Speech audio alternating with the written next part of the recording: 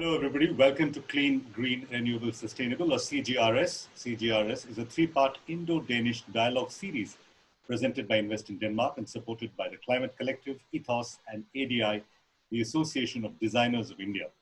Hi, my name is Suresh Venkat. I will be your moderator for this series. A very warm Indian welcome to all of you. Today's episode is called Reimagining the City. Let me welcome our speakers for today. Our first speaker is Camilla van Deurs, Chief City Architect of Copenhagen. Welcome, Camilla. She will talk about what makes a city livable. Our second speaker is Dr. Ashwin Mahesh, CEO of Lithium Urban Technologies. Now, Ashwin is a man of many different talents, but today he's going to wear his urban mobility hat. But before all of that, we have a very special guest. May I request the Danish ambassador to India, His Excellency Mr. Freddie Swain, to say a few words. Ambassador. Namaskar to all of you. It's indeed a great honor to be part of this series, and I'm extremely happy that we can put focus on something which is so dear to us, namely the clean, the green, and livable cities. And we have to reimagine the cities. So important. So today's seminar is so important. In Denmark, we have done a lot over the years, and our good friend from Denmark, the city architect of Copenhagen, Camilla van Deurs, will tell you how it can be done. This comes on a backdrop. This Monday, the two prime ministers of Denmark and India, they agreed to the first ever green strategic partnership. And a lot of people have asked about what is that? Can it be really executed upon? Yes, it can. This is perhaps the most important part of an international cooperation, securing that we can handle together the climate changes. And cities, urbanization is part of that. Today, I think, and I hope you will address some of the issues.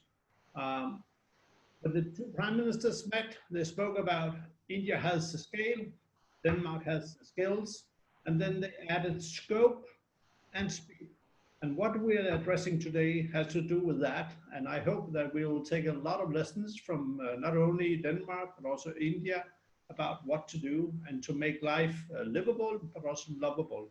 So with these few words, I really thank all of you, and I will follow the whole seminar today. And I will also express my gratitude to the two main speakers, Camilla from Copenhagen, the sunny side of Denmark, as well as Ashwin Mahesh. So with these words, welcome to all of you. And please tell me how to stay green, how we can really survive and make the cities green, livable, and lovable. Thank you very much, Cindy. Thank you, Ambassador. Thank you very much. That was His Excellency Freddie Swain, Danish Ambassador to India. All right, our first speaker is Camilla van Deurs. Now, Copenhagen has been rated as one of the most livable cities in the world. So Camilla is going to tell us how Copenhagen is one of the most livable cities in the world and what it's going to take to keep it that way. Camilla, the floor is all yours for the next 20 minutes. Thank you for giving me this opportunity to share some of our experiences. And I know that every city and every place is different, but I'll tell you a little bit about our journey, and hopefully that can be inspiring for some of you watching. First of all, thank you for allowing me to share these experiences with you. The picture that you see here is from our town hall at the very center of Copenhagen. I think this is very much a picture that for me represents the spirit of the city, that it's an old historic city. It's also very modern. A lot of modern architecture being built. And it's a city that focuses a lot on green mobility, and the bicyclists in Copenhagen are really a symbol about that. I'll share some of our experiences a little bit later. For those of you who are not familiar with Copenhagen, it's the capital of Denmark. The greater Copenhagen area is about almost 4 million people because we count the southern part of Sweden as part of a region. We have a bridge to Sweden. And there's a lot of commute and business happening across the Great Belt, the Sund to Sweden. But Copenhagen municipality in itself is about 630 inhabitants. But it's a city that's growing. We have, for us, quite a dramatic increase of population. We're about the highest growing city demographically in Europe, with 10,000 new inhabitants every year. And what's happening in our city is really that we're becoming a very young population. About 7 out of 10 of the new inhabitants are children. So our demographic profile is changing quite a bit. And that's due to a lot of investments from the mid-90s and up to today, both in changing the housing policies, but also in public infrastructure investments such as our new metro, cultural institutions, universities, and so on. I'll touch about some of these. And I think this pattern of growing young demographic is something that we share, Denmark or Copenhagen at least, and India. We have this in common. I think for us as a city, that's a very joyous situation to be in, to have a young population that is also asking for change and asking for a greener future. I think we have a lot of support from our citizens in this transition that is happening right now in these years in the city. I'd like to talk about 3 different parts of our planning and how we support green growth while maintaining livability in our city. And the first and foremost is how we address our urban planning in the city. And Copenhagen, like so many other places, was up until the early 90s, really heavy industry, particularly along our harbor front. From then on, the heavy industry moved out of the city. And these areas have now really become part of the livability of the city. And I think for me, this picture really symbolizes this. Formerly, there was a lot of factories and railroads along the waterfront. And now that they've moved out, the water in the harbor is clean enough that you can swim and even fish in it. Today, we have 7 harbor baths all along the inner harbor, and they really became the symbol of this transformation of the city from very dirty and industrial into green and very livable. And there's a lot of daily quality of life. I work, and I'm sitting right now in an office building 50 meters from this harbor front. And a lot of my colleagues go down after work or before work and just have a little swim and enjoy this nature experience right in the center of the city. Copenhagen has a long tradition of using landfill as an urban model for regeneration. On the map to your left, you can see in white all the original land, and all of the pink has been landfilled over time during the last 850 or so years. We are still continuing to do this. The picture on your right is from the North Harbor. You might be able to see my arrow. This is the northern part of the city where our old container ports used to be. And now that's being transformed into a new city area. And what's really driving this landfill model is all of the development that's happening in the city. Both we're building a new metro. There's also a lot of urban development happening. So all of the soil that's being dug out is being filled up into the water. And then we are acquiring new land for this increased population to provide more housing, but also to deal with some of our climate challenge and sea rise problems. I'll share that more with you a little bit later. But Copenhagen has this long tradition of claiming new land by simply dumping our garbage and our soil into the sea. The way we work with the urban development now is then within this framework, and this is the municipality of Copenhagen you see on the map. Within this framework, having over 12 years a development plan for the urban areas that we build. And so with the very red, you see the areas that we are building now. And then in orange and in pink, you see the ones that we are going to start developing within the next 12-year frame. And for us as a city, that means that we can direct our public investments into new schools, new kindergartens, a new metro, new public infrastructure such as roads and sewage systems into these areas. We know where the development is going to happen, and we know how to time our investments as a municipality and keep up with the demands of people that are moving into this area. We use the demographic changes then that we model over time to say, what does that mean? How many new schools, how many nursing homes do we need in this certain area based on the expected population growth? One of the ways that I work as the city architect in Copenhagen is based on the political decisions and policies and strategies that have been made or decided upon the Copenhagen municipality. And our architectural policy runs until 2025, and it's framed in 3 chapters. And just very briefly, I'll tell you about the 3 chapters and some of the ideas that we have when we are building in the city and when we continue to develop the architecture of the city. And the first chapter is about our architecture telling a story. And for us, this means that everything that we build that is new, in the picture we see a kindergarten by the architecture company Kobe. And it's a kindergarten that for me relates very well to the local context. The architects have interpreted the existing context of bricks and tried to make a very soft and very welcoming kindergarten built to the scale of the children, but also telling the story about something playful and using the motif of the bay windows from the neighboring buildings as an modern day interpretation. This is another example also of a modern piece of architecture where I think the architects have succeeded very much in keeping the scale and the tone of the existing building, but really interpreting that in a new and modern way that provides wonderful light qualities into the homes. In opposition maybe to your context, in the northern climate, it's really important to have a lot of daylight into one's home because there's darkness from 4 p.m. to 7 or 8 in the morning, a lot of time during the year. So daylight as a quality is really important to developing our city. Another chapter in the architectural policy is about building for everyday life, so for Copenhagen life. That means creating spaces and public spaces that invite for interaction, invite for neighbors meeting, for democracy, for looking at little details such as placing a bench in sunlight or understanding the daily route between the home and the school and trying to upgrade that and make it a very pleasurable experience is part of building the everyday life quality. In public space, we talk a lot about multifunctionality and how integrating things like play areas and exercise in public space is important not only from a livability sense of view, but also in terms of public health, providing thought to creating a healthy city as well as a sustainable one.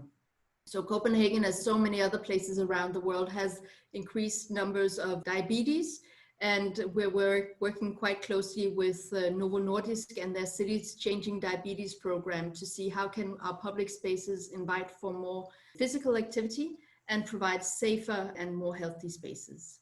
And one of the focus points here is also how do we use our public buildings as an investment? This is a sports facility, a sports hall along a canal.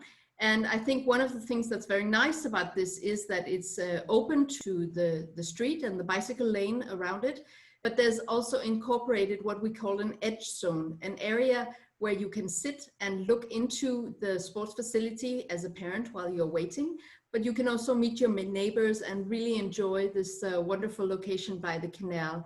So these buildings that we are constructing as a municipality, we are trying to make them part of the community and not only closed functions that look inward, but really using them strategically in terms of lifting an area and lifting a community. The last chapter in the architectural policy is about design and responsible design. And this is an example. You might think that the space has always looked like this, but until a few years ago, this was a parking lot. This has been completely redone architecturally using existing or pre-existing materials, recycling of materials to create a very nice public space. And the reuse of building materials is something that we're working very much with these years. Copenhagen has a policy of recycling 70% of our waste, both from the households, but also from industry. And of course, the building industry is a very big part of the waste system in any city. And this is a modern architecture example where for many years we've been able to take bricks from old buildings and reuse them if they were buildings constructed before 1980. Because the mortar between the bricks was quite weak. So it was easy to take them apart and to reuse them. But in newer architectural buildings, that was not possible because the mortar was so strong. So this is an example of experimentation where instead of taking the individual bricks and reusing them, this project has then cut out facade elements and reused them as sort of a decorative element in this architecture piece. Another thing we're looking at is in terms of the existing buildings, how can we make them even more energy efficient? This is an example of a new building material, a solar paneling roof. Copenhagen has hundreds of thousands of buildings with red brick roofs. It's a very strong and characteristic part of our architectural heritage. And as a city, it's interesting to see, can we help to develop new building materials that keep our historic architectural traditions? So we've worked with the industry, solar paneling industry here, to develop a new material that mimics, and it's maybe a little bit difficult to see in this picture, but they are actually red. So it mimics the architectural heritage of the city, but provides 80% of the electric capacity for this building project. A very large part of our work these years, as everywhere in the world, it has to do with climate change and how we adapt to that in terms of reducing our energy consumption, and also using our resources in a much better way. Copenhagen has the ambition of being the first carbon neutral capital in the world by 2025. And a lot of that, of course, has to do with, as I mentioned previously, our energy consumption, our mobility, but also how we structure our resources and use them. You can see in this picture that Copenhagen is surrounded by a windmill park. On the outside of the city, as you fly into Copenhagen, you'll notice this quite beautiful windmills that form a big circle around the city, and they're part of our energy use. And we are continuously building out and acquiring more wind energy. So looking at our energy system at a bigger level is really part of the larger urban planning project. Both the energy that we need for our homes and our businesses and our cooling systems. Although we're not a hot-tempered climate, we still have cooling issues. We don't do as many air conditioners as I presume you might do in India, but we use our water and our ocean as part of our cooling systems and cool with the seawater. We have a large project now to increase our electric car usership in the city. And that's really one of the challenges that we in the next few years have to meet in order to be climate neutral by 2025. These last about 20 years, we've been working a lot with our energy consumption, and we're almost sort of to the limit of how we can push that further. So the windmills are a very big part of our energy consumption today. They're also citizen owned. You can buy shares and support them within your own private electrical bill. All of the district heating of the homes has since the middle of the 90s become a district heating system. And that means that there's been a huge investment on the infrastructure, which is below the streets, into all of the homes. We have very, very few homes today that are individually heated. And that means that we have very few homes that use oil or gas or even coal and furnaces. And by having this completely connected, 95% of the city is connected to the district heating system today. That means large municipal level invest in new solar power paneling or in windmills that very easily comes into the rest of the system and becomes a part of even increasing this number more. So the energy consumption is on a retrofitting scale in terms of the existing buildings. Of course, reducing the consumption by monitoring the individual homes, and then having very, very high standards in terms of the new buildings to meet very low energy targets. So some of the things that we're doing as a city is in terms of asking for solar cells and paneling in all of the projects that are coming in. We also have a project where we are both talking about urban farming, how we can introduce that, and introduce meat-free consumption in our public institutions and schools and nursing homes, becoming more vegetarian in our city. All of the lighting in the city has been changed to LED lights in the last few years, which of course as a city is a big investment as well. And then lastly, we have this point about providing better and more electric power in our city, and doing that also in the building industry in terms of all of the building machines, heavy lifters and diggers and so on that are building everywhere in the city. They have to become electric from now on.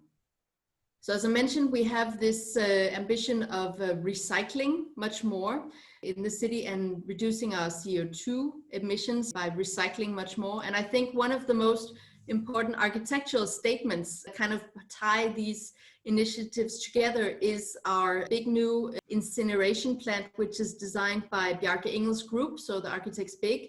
And Copenhagen, as you might have seen from the photos initially, is a very flat city. And now we have a big hill where all of the household waste is incinerated. The excess heat from that goes into the district heating system, so it's reused for the heating of the city. And then on top of this incineration plant, we have a new ski slope, a hill. You can enjoy yourself and have spectacular views over the city. So we're really trying to make some of these technical installments in the city part of the architecture and the experience. Also because we feel that if you understand even something as simple as your waste is part of the city circuits and the infrastructure of the city, maybe you are invited much more to think about how you are consuming and how you're using your resources. The third issue that we're working with in terms of increasing sustainability and livability is the mobility within the city. And as I said, we have this climate plan of being climate neutral. And I'm sorry, some of this is in Danish. In order to reach that, the mobility is really the port. We're looking at these next couple of years to increase that. Copenhagen has a long tradition of working with cyclists. It really started, I think, in the 1970s in the energy crisis. There was a big push on creating more bicycle infrastructure. In the 60s and 70s, there were a lot of highway projects that would have run through the historic center of the city, much as we know it from Jane Jacobs' fight against Robert Moses in New York. Greenwich Village would have become a highway. Similarly, the center of Copenhagen and the lakes in Copenhagen would have become a highway.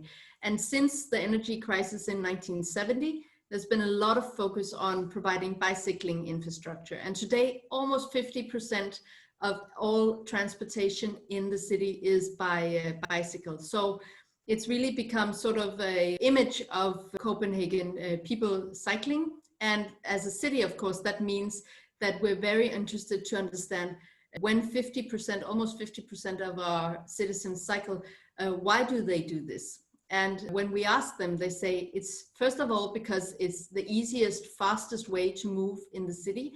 And that's really because the bicycle networks from very early on have been focused on the streets and not in the parks, which would have maybe from an infrastructural point of view been the easy thing to do. But it's always been about everyday cycling and not about recreational cycling or cycling for sports. And then lastly, people say it's because the eco-friendly thing to do. So continuously, we are investing in our cycling infrastructure in the city. And I think some of the more interesting and very powerful investments have been into a number of bridges along the waterfront, connecting different parts of the city. And we can see that the bicycle numbers go up by 200% on either side of the new bridges that we build along the water. So there's really a strong demand for tying the city better together, and thereby also making this the faster and easier choice compared to driving in a car. We have collaborations with all of the municipalities around the suburbs, around the city, also to create super cycle highways, as we call them, for commuters that come from outside the city center in. So try to invite that in. But of course, cycling is not the only option. Since 2000, we've had a new metro system in the city that supports some of our new urban developments. We are trying to build out our electric fleet, but also consider walking as the main point of transportation mode. And ideally, our political ambition is to have 25% car ridership, 25% public transit, and then the rest, 50% divided between cycling and walking. The way that this is done in terms of the street network is really trying to prioritize different modes of transport in different areas, from pedestrian priorities in the city center and in the main streets, cyclist priorities in a 500 kilometer wide cycling network, and then bus and car priority last in the outer streets. And from next year, our city center is going to be car-free. I think this is one of the results of the COVID-19 crisis. The shutdown from mid-March and onward, there were very, very few cars in the city center. And the politicians then in the summer of 2020 said, based on some of these experiences, that maybe we don't need cars in the city center.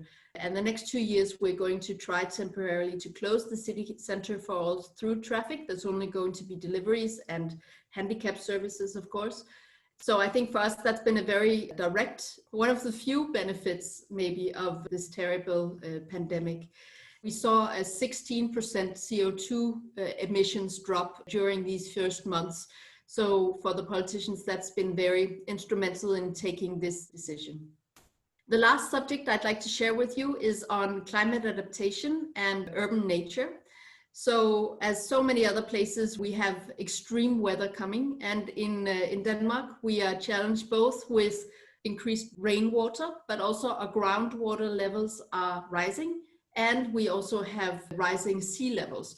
So we have water from 3 directions challenging us. We've developed a cloudburst management plan that has 300 projects all over the city. So far, we've instigated 65 of them, and we expect these projects complete over the next 20 years. So this is really changing the face of all of our public streets, all of our public spaces, that they are becoming much more green and much more blue, thereby providing a lot much needed open air, fresh urban nature for our citizens. In this space, there used to be a car parking lot, and we've estimated that about 80% of the asphalt area in certain areas of the city can be taken away. And instead, we can put a lot more blue and green infrastructure. So architecturally, aesthetically, this is very much going to change the design and the feel of our streets, that they are moving from gray to green streets. The last of our challenges is in terms of the rising seawater. These are some computer-generated models of the seawater rise, which is estimated to be about 1.2 meters within the next 100 years in Copenhagen. And in the dark blue, you can see all of the areas that potentially will be flooded. And basically that is all of our historic city center and all of the areas, if you remember my first map, that were pink. Because as we did this landfill over the last 800 years, no one thought about rising sea levels. So all of the landfill areas are very much under threat from rising sea levels. And the strategy of the city is then to create 2 barriers for the seawater, one from the south, which is actually the most threatened because we have a pressing wind bringing the water in from the south, but also to the north, a seawater barge, something like we know from London, from the Thames, or from Venice, where there's also a barge in the lagoon of Venice. And at the same time, we're continuing this tradition of Copenhagen of filling up, and we will be creating a new island. As of next year, we will start to landfill in this, to your right, this white area. And as you can see on the map, there's going to be a large park towards the sea that will create the water barrier. And then this new area will provide, of course, both new homes and new areas for jobs and affordable homes in the city. So we're trying to use this model to both provide more nature in the city, but also new homes and new jobs for all the people that are coming to the city. In the next 7 years, we're also going to have 7 new parks. Copenhagen has since 1947 developed along what we call the finger plan. And so it's the development plan where all of the infrastructure, all of the train lines go out in the fingers.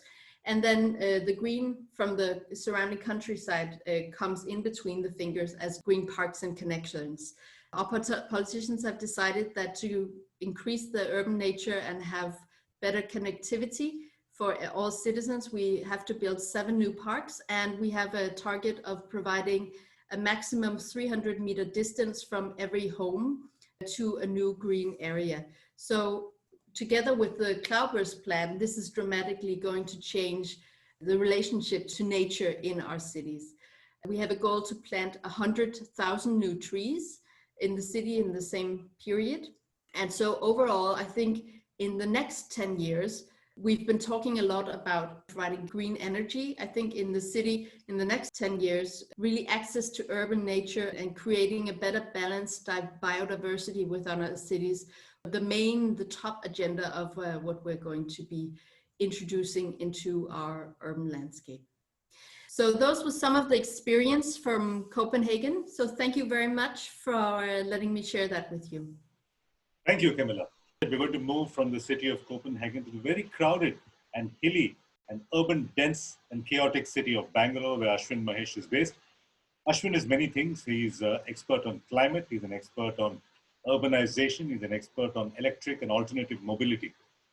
Ashwin, over to you, wearing your urban mobility hat. A lot of interesting things that happen in difficult and dense environments here in India, but there are also some things that are emerging in a nicely structured way. And I'll talk to you about one of the things that I've been particularly involved with. And broadly under the theme of imagining and creating the city that we want, it's always nice if the government is progressive and is part of this imagination. But increasingly, I find that it is important in cities for citizens and businesses also to be able to be part of creating that kind of imagination for themselves and their cities, and not merely leave it only to governments. I work on a bunch of different things. I work on social technology, which is essentially technology for solving public problems. I work on electric vehicles. I work on citizenship and governance and public interest journalism. All of this, I think, sort of nicely intersects in what I call public purpose in some way. It's quite a fulfilling way to spend time. And broadly, I sort of work with this question of saying, how many of the things that we think are going to be part of the future can be done today itself? And this is an interesting way of thinking about sustainability. And I'll tell you why. In the 1990s, I used to be a graduate student in climatology in the US. And the IPCC, the Intergovernmental Panel on Climate Change, had been formed just a few years before that. And climate talk was everywhere. And since then, actually, climate talk has been everywhere in the last 25, 30 years. But in all this time, we not only knew what the problem was, we even knew what the solutions were.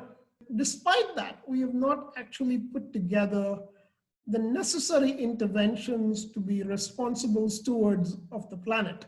Despite all that we know, we have somehow not figured out how our focus on sustainability actually results in the kinds of actions that we desperately need. And I thought about that for a while, and it's occurred to me at some point that maybe there's two different things here. One is sustainability. What is sustainable? How do we understand it? There's a whole set of conversations around sustainability. The second thing, which may be more important, is to focus on accelerated adoption of sustainable practices, which is different from sustainability. And perhaps if we focused on accelerated adoption, we would find that the focus on sustainability is more visible in outcomes rather than trying to go from the focus to action. Can we go from the action and let the focus sharpen itself as we go forward? I started off building a technology platform called MapUnity.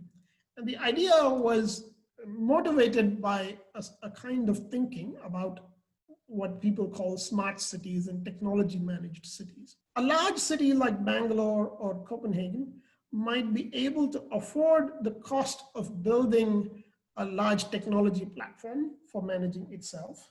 But many other towns and cities, which also need these technologies, will not have the resources to build them. So I started asking the question, is it possible to build this once and then simply reuse it in a hosted way for many, many towns and cities? Can we build a technology platform that is really for all cities? So you build it once for Copenhagen, it's useful for Moscow, it's useful for Delhi, it's useful for some small town in Idaho, it's useful everywhere. It's for every topic. It's useful for transport, it's useful for water supply, it's useful for energy and tourism and heritage and education and all sorts of things. It's useful at different scales It's useful at the city scale, it's useful at the neighborhood scale, it's useful at the street scale, and even at the building scale. And it's for all stakeholders. It's not only for government, it's not only a business platform, and it's not just a public information platform. Can we build something that is instanceable in a way that you can decide to build a Copenhagen tourism information platform in 1 minute, or a Cairo energy management platform also in 1 minute, because you have built these platforms for other cities. And the only thing that changes from one instance to the next instance is the data. So I did this for several years, and in fact, I'm continuing to build more advanced versions of this. And along the way, I began to see the city in different ways through maps. These are color-coded to show 2 or 3 different things. One of them is a density map of bus stops in the city. Another one is a density map of parks in the city. And the third one is a density map of schools in the city. And I often show it to people and I ask them, can you tell me which one is which? And of course, most people have no idea. They've not imagined the city in this way. And they've not understood that there are important differences in a city that need to be addressed by looking at it in a spatial way and by bringing questions about equity, ecology, and economy to the city as a whole. And if we did that, could we create a city that is more informed, more understanding, more empathetic, and purposeful? So a lot of the work that I've been doing in visualization is about maps and cities and sort of getting more and more people, not just people in positions of power, but also ordinary people, citizens in their neighborhoods, to be able to understand what the data is telling them about their localities. And along the way, I got to a point where we began to think about electric mobility. How much of what we think will happen tomorrow can be done today can be asked about electric mobility too, because everybody says the whole world is going to go electric in 20 years, 30 years, whatever. We began to ask the question, is there some part of that future electric mobility that can be done today itself? And why is it that we're waiting for these 20 years or 30 years to be able to do that? Lithium was started in late 2014 and began operating in a significant way in 2015. At that time, we had a small car. It was the E2O, and some of you may have seen this in Europe or in the UK. It's a small car. It was the only car available in India. It was a 2-door car. It was quite expensive for a small car. It had limited range, put to only light personal use. Most people who bought that car already had 2 other cars or 1 other car, and they used it to run 40, 50, 60 kilometers a week. The power supply situation is sort of, a challenge, has been a challenge in different cities over time. There's no charging infrastructure, and there's no finance available for electric vehicles. And even if you bought them and began to use them in a substantial way, there weren't enough people to work on them if something happened to them. But we said to ourselves, this is how the future usually begins, that it is the future because all of these problems exist. From there, we were able to build a fairly significant operation over time in which we have a 1,000-car fleet that has run over 100 million electric kilometers, thousands of daily trips now. Things are down now, of course, because of COVID and the pandemic. But broadly, even within the pandemic situation, we find that there is increasing demand for the use of electric vehicles. It is the largest EV fleet outside of China. We have the highest utilization of the charging infrastructure and the vehicles. The vehicles are running 240 kilometers per day per vehicle on average. Most of the power that we use charging the vehicles is from renewables, and the vehicles have high occupancy. And all these are good planetary goals that for us to be able to say, not just that we are running electric cars, that we are running electric kilometers, and not just that we are running cars with 1 person in them, but we are running cars with 2 or 3 people in them at any given time. And that all of the power, or the goal is to make all of the power clean power as well, so that from power source to the operation, you have a green focus. We realized that there were certain things that we needed to do, and this is important. This is a very industry-specific slide. The idea is that in every sector, there are services and products that are already out there. That it is not right for us to expect that simply because something is green, it should have acceptance. I think that's not right. It needs to be competitive. It needs to be a powerful product or a powerful service that can compete with what is already available. And it needs to be able to present advantages even without referring to the green advantage. So for example, most vehicles in fleets are not owned by fleet operators, they're owned by the drivers themselves. Many are not connected. Most diesel vehicle-based services offer limited mileage services, fixed mileage services. They undergo fuel price escalation every once in a while because the price of diesel in India keeps going up, and they have emission regulations that they should meet. So we realized that essentially being able to do better than the offerings out there, even without a particular focus on electric, is important to gain acceptance. And on that basis, in fact, the electric vehicle service can grow much faster than it otherwise would. But there's something else that's happening. It was kind of interesting, some of the things that we needed to do to get the service off the ground. In the beginning, as I told you, there was only a really small car that couldn't go very far. We wanted to see whether it could do the same kind of work as a normal sized diesel sedan. We therefore followed a diesel taxi around the city for 3 months just to see whether the small electric car could do what the diesel taxi was doing. And of course, the electric car would keep running out of charge. So in order to be able to follow the taxi, we followed the electric car with a truck which had a mobile charger, and we would charge the electric car from time to time just to be able to keep following the diesel vehicle. So it was a lot of interesting and fun stuff like that we needed to do to demonstrate to ourselves that if you had the right kind of product and service, if you curated it correctly, you would get outcomes that are really good and can compete with what's out there. But there's something else that's happening, and I think this is really where the future is going. Industries that used to be separate in the past, mobility, energy, building management, these things are converging. There is an imagination of urban areas that is emerging in which mobility and energy are co-managed, and energy and buildings are co-managed, and perhaps now all three can be. And this has implications for how I think the future will be. I think there will be 4 broad directions in which things will go. The starting point that we have established at Lithium, we can go in these 4 broad directions. The first, I believe, is that we can get into more vehicle types. We have done a little bit with cars and sedans, and now it's like an off late with a small SUV. We think that we can get into trucks, we can get into buses, and we can get into more vehicle types. We can get into more market segments. Right now, the only market segment that Lithium serves is employee transportation. I should have said that earlier. The cars are not taxis. We use the cars for transporting employees of large companies to work and back. And this is doable by electric vehicles because the routes are well known. The infrastructure can be located at the client location itself, which makes it easy to manage an operation. But I think we can get into more market segments. We can get into airport transfers, we can get into self-drive, we can get into intercity and all sorts of other things. I think we can also get into power and energy management. It is natural to get into charging infrastructure, of course.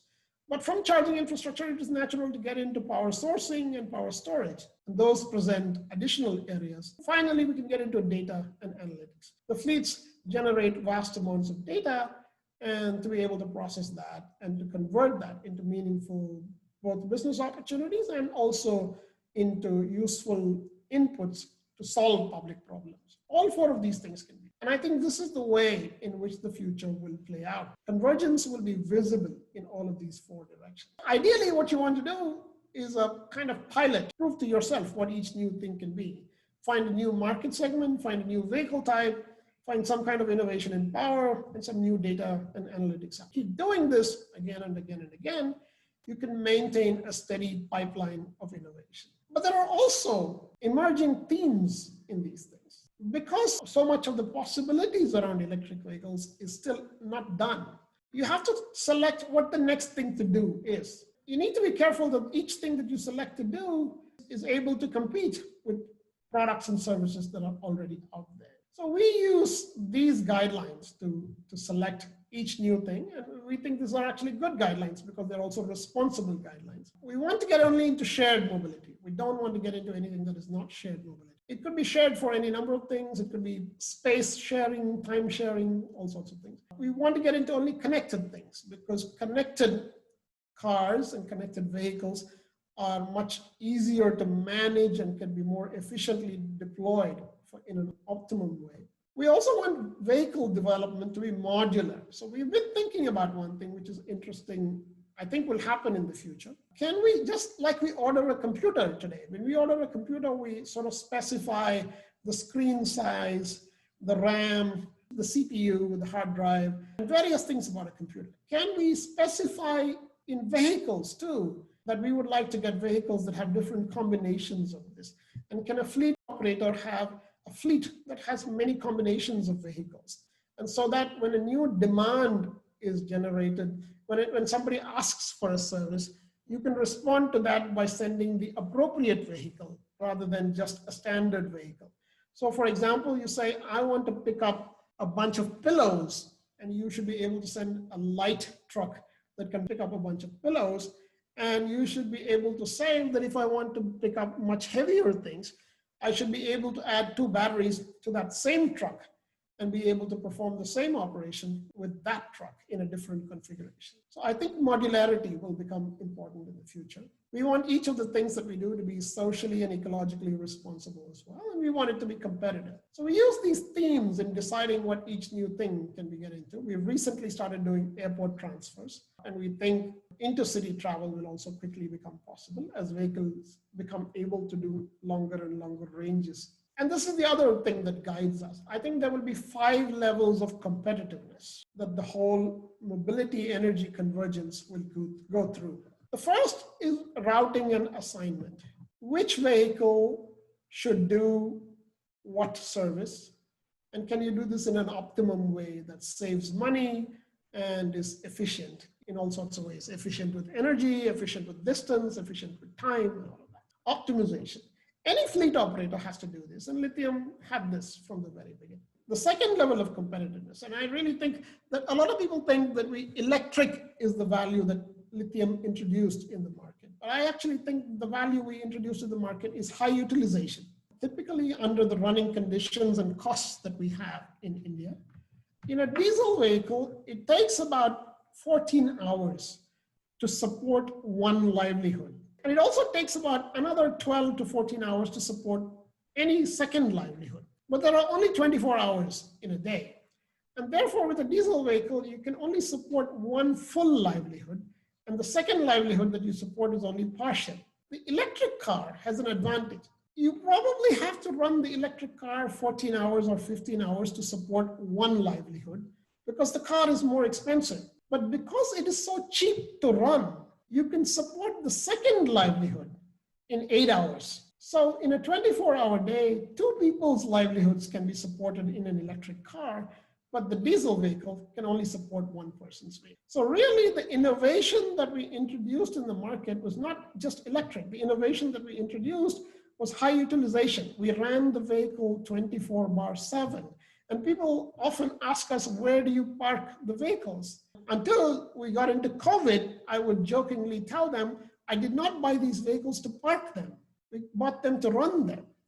And therefore the parking question almost never came up. So that's the second, this is really the innovation that Lithium introduced in the market. Third innovation is modularity. What I spoke about earlier. Can you imagine the chassis, the battery, the containers, the powertrain, the motor, the gearbox, each of these things to be configurable in a way that you can have vehicles that are application specific. This is the third level of innovation that will happen. It's coming now, and by 2022, this will be quite common. The fourth level of innovation that is coming is what I call delivery as infrastructure. Imagine that you could go outside your house and simply say, I want to go to my office. I want to go in a shared vehicle. I want to sit on the left-hand side. I want to have a tray on which I can write. Or you go outside your house and say, well, this is my child, take him to school. Or you say, here's a little parcel that I want to send across town to my friend. What if you could simply communicate your mobility need, and the appropriate vehicle to fulfill that mobility need would simply show up? What if all mobility could be thought of just the way you think about infrastructure today, that it is simply available, and therefore you merely indicate what you want, and one thing from that available stack arrives to fulfill your need. This is the fourth thing. I think this will happen in campuses fairly soon, and already some conversations about this are happening, where passenger cars and cargo vehicles and bicycles and motorcycles and all sorts of things together will provide mobility as a kind of infrastructure. And the last thing that will happen is what I call urban technologies convergence. Essentially, mobility, energy, and built forms can be co-imagined and co-managed, and that's also coming. By about 2026, I think we will see large communities where a developer will say that instead of saying that for $14 a square foot, I will rent the space to you, or even saying that for $16 a square foot, I will rent the space to you and manage energy and water and other things, I think you will get to a point where you'll say, for $18 a square foot, I will provide every mobility service that is ever needed from this campus. And all of this will be co-managed together. And I think these are the many levels of competitiveness through which we expect the industry to grow. And I think these are natural trajectories for lithium to go forward in. What we have done is proven that one small thing can be done in one sector with one kind of vehicle. The really good thing about this is that we've done 100 million kilometers, electric kilometers. And I see that as the real value, being able to demonstrate accelerated adoption of sustainability.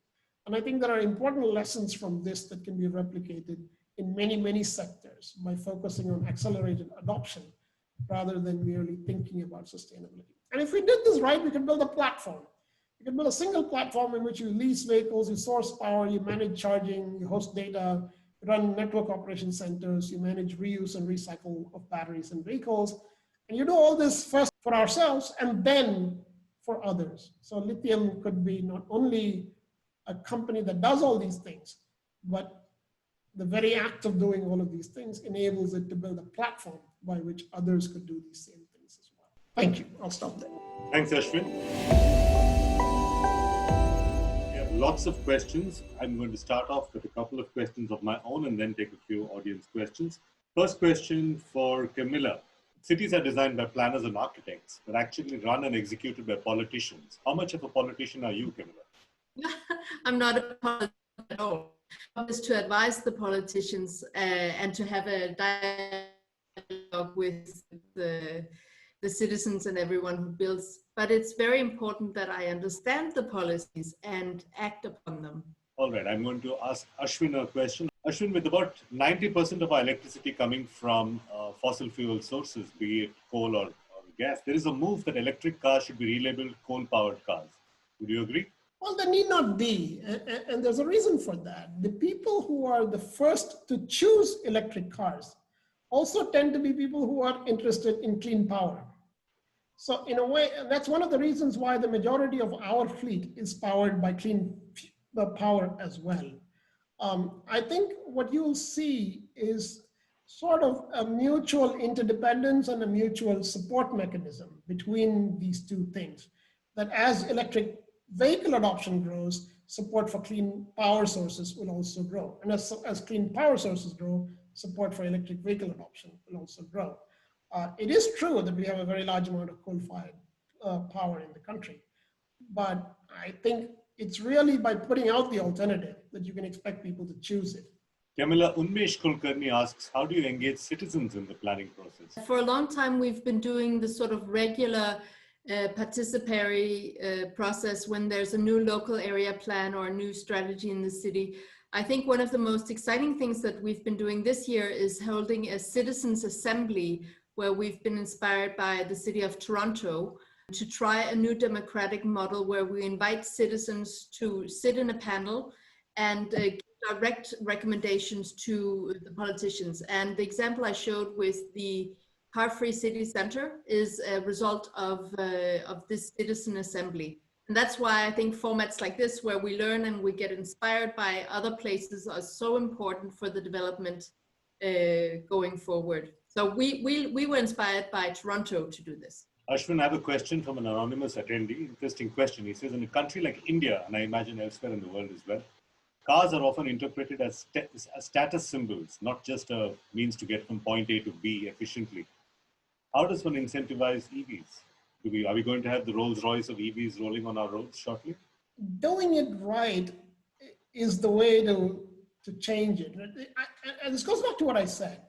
I don't want to get into this conversation about sustainability. I want to get into the conversation about accelerated adoption of sustainable choices. If you roll out an electric fleet for shared mobility, you're already pushing the envelope against the kind of question that you're asking now, to say a car is not just for you, a car is not just for a status symbol, it's for a lot of people to be able to do many things together, almost like it's a tool for just getting from one place to another. Now, there are two ways you can tell that. You can sort of be an advocate and an activist, and you can sort of push that thought into multiple spaces, including into policy and governance and things like that. Or you can simply create a product that exists and is available to prove what you are talking about. And you can ensure that by its adoption, you're making some of these things happen. These can both coexist, of course, but I find that it's more sort of fulfilling for me to be able to say I did something about it. And I think more and more people are willing to do that too. All right, next question for Camilla again. Jeswin Yogaratnam asks, it's a long question, so I'm going to paraphrase it a bit. His question fundamentally says, how do planners address socioeconomic inequalities in a city? That's one thing we didn't hear about in your talk. In India, we have the extremely rich living right next to the extremely poor, for instance. How did you deal with this kind of problem in Copenhagen? Though I know you don't have the same kind of poverty in Copenhagen that you potentially see in India. Yeah. So one thing that we do experience with the number of the population growth, as anywhere else, is an increased cost of living in the city. And we have a new tool from the national government that means that we can ask for 25% affordable homes within new developments. And that's a way of trying to keep the city more socially balanced and provide homes that are affordable and provide for, as you might say, the less advantaged population. So 25% of all homes in the new construction is affordable. And so that's really one of our main policies, to look at it both at a citywide level. Within the school districts, we try to use them as a measuring tool, the public school districts, to ensure that we have a very even economic and population combination within the school district. Camilla, next question for you as well from Aparna Narasimhan. How are you able to convince politicians? Another question about politics, since politics is clearly a very popular subject in India. How are you able to convince politicians to share your vision, even if it's against their own political interests? In Bangalore, we recently saw the architect community and the urban community fight the government on a proposed set of new steel flyovers that the government was planning. So how do you convince Danish politicians? Are they much nicer people than Indian politicians? No, I'm not sure. I think that they are also very interested in their voter base. Yeah. And the voter base is very green oriented in Copenhagen. And of course, as an architect, I totally agree with Ashwin's original, the first few slides you show, where there were some maps, illustrating what is happening in the city, what are the challenges, and then using the good professional arguments that we have and the methods we have as an architect to illustrate the solutions. I find that responsive to our politicians. But then, of course, ultimately, it is their decision. Ashwin, we have a question from an anonymous attendee. Curious to know your views on what happens if Tesla enters the Indian market. What happens to lithium? Will they give you a run or a drive for your money? As a manufacturer, lithium is an operator, so they're not quite the same. If there are Teslas in the country, I'll buy them too and run them too for something or the other. Right. But more critically, I think Tesla is overkill for 90% of the mobility that you need. I might take a picture rather than buy it. Champaka Rajgopal asks, Camilla, you've spoken about this briefly in the state and Novo Nordisk partnerships. Share a few policy mechanisms that the local government in Copenhagen has adopted to create state and market partnerships, including state and market forces.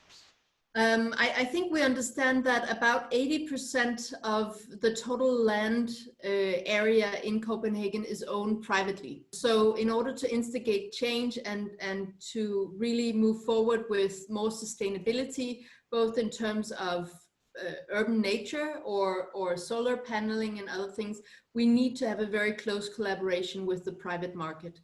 We both have sort of dialogue-based tools in terms of our planning policies.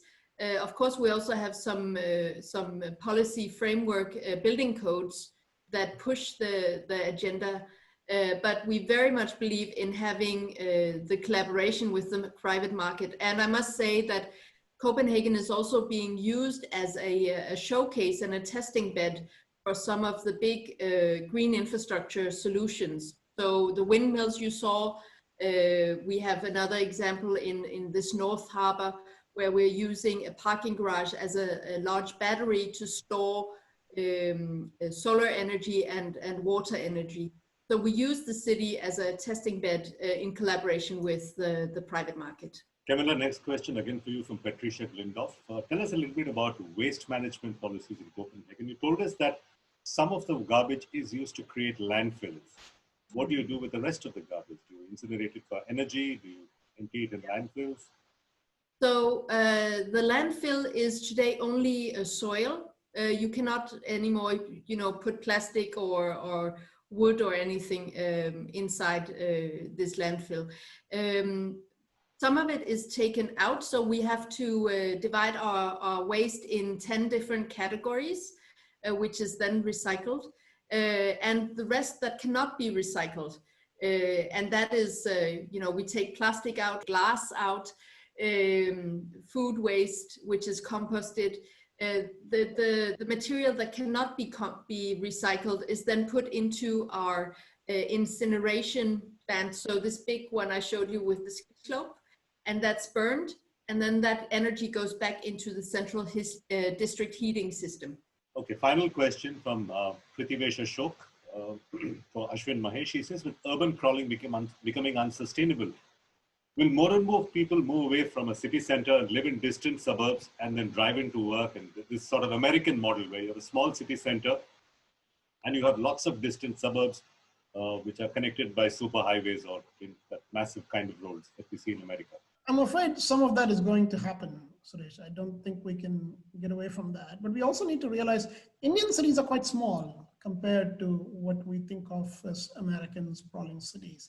Even a sort of a not so giant city like Washington, DC will have a ring road at a radius of 20, 25 kilometers from the city center. Even the outer ring road, even the peripheral ring road here is only at a distance of about 15, 16 kilometers from the city center, even though by population we're a much bigger city. Historically, Indian cities have been quite small, and because of their density.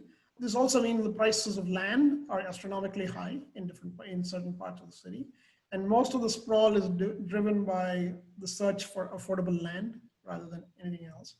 We've also created a situation where the lack of clear zoning and adherence to clear zoning has made social goods as expensive as commercial goods. So schooling is very expensive because schools have to compete for the same land that houses compete for and things like that. So in a way, I think as long as that remains true, we're going to see a certain amount of sprawl.